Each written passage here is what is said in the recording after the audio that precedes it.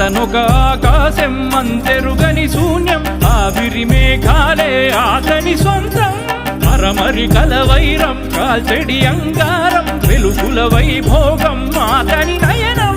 ప్రాణరుడ బంధముల తరువును పుడమిగ నిలుపుటె తన గుణం.